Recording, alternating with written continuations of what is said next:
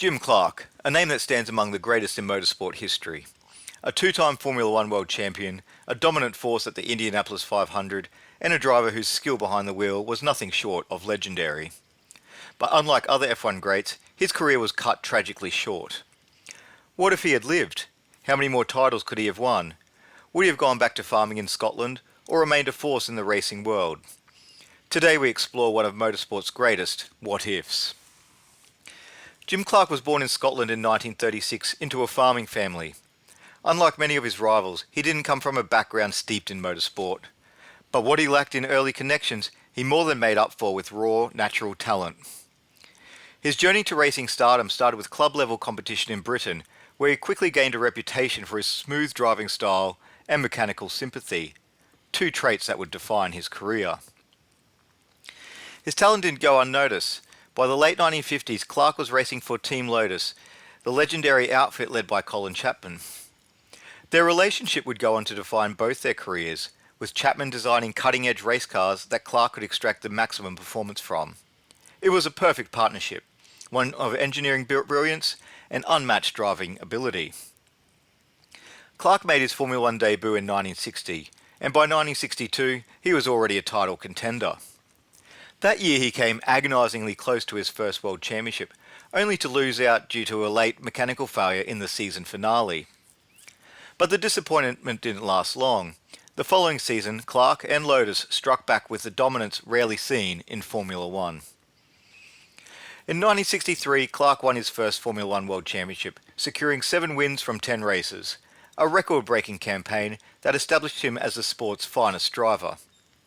His effortless car control, ability to nurse a fragile car to victory, and blistering speed made him a force to be reckoned with. But Clark wasn't just fast, he was also incredibly versatile. Unlike many of his contemporaries, he wasn't content with dominating just one racing series. His skills translated to other disciplines, proving his brilliance wasn't confined just to Formula One. One of his greatest achievements came in 1965, when he became the first non-American to win the Indianapolis 500 in nearly 50 years. Driving a Lotus Ford, Clark completely changed the way people viewed European drivers on oval racing. He led 190 of the 200 laps, crushing the competition and setting a new standard for dominance at Indy. His success paves the way for future F1 stars to compete and win at the Brickyard. That same year, Clark was untouchable in F1. He won his second world championship with 6 victories in 10 races, completing one of the most dominant seasons in the sport's history. He had now conquered both Formula One and IndyCar, a feat few have ever achieved. Clark's brilliance wasn't just limited to Formula One and Indy. He competed in sports cars, touring cars, and even rallying. In 1964, he won the British Touring Car Championship, proving he could adapt to anything with 4 wheels. He was the ultimate racing driver, fast in any machinery, on any surface, in any discipline. Had Clark survived, he would have likely won more Formula One titles, starting with 1968 and 1969. The Lotus 49, introduced in 1967, was one of the most advanced cars of its time, featuring the legendary Cosworth DFV engine. Clark's understanding of aerodynamics and car control would have made him the overwhelming favourite for both seasons, just as his teammate Graham Hill proved by winning the 1968 title in Clark's absence. With Clark still at the wheel, it's highly likely he would have added 2 more championships to his tally.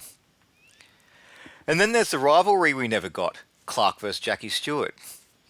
With Stewart emerging as a dominant force in the early 70s, the two Scots could have defined an entire era of Formula One.